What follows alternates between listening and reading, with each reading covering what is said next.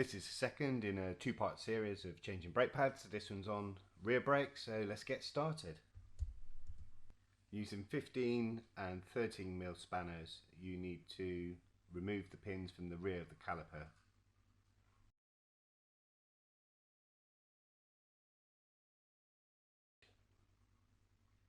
Carefully lift the caliper up.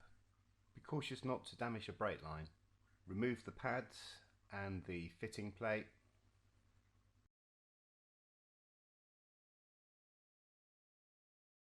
You need to make sure the piston is fully pushed back. With the rear brakes, you will need to wind this back using a special wind back tool.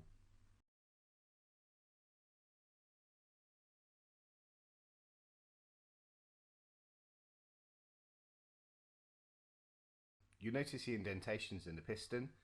These need to be aligned with the pad. So make sure the holes in the piston are at the 12 and 6 o'clock positions. Apply a small amount of copper grease to the sides of the pads. It only needs to be the bits that actually move that need greasing.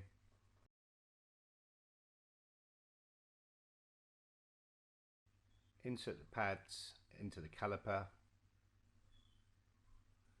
making sure that it's aligned with the piston. Insert the fitting plate and relocate the caliper.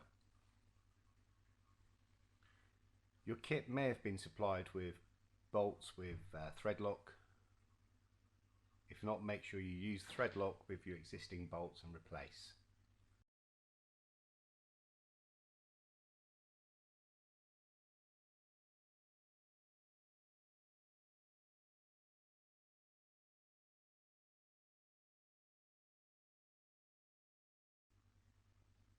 Now tighten the bolts.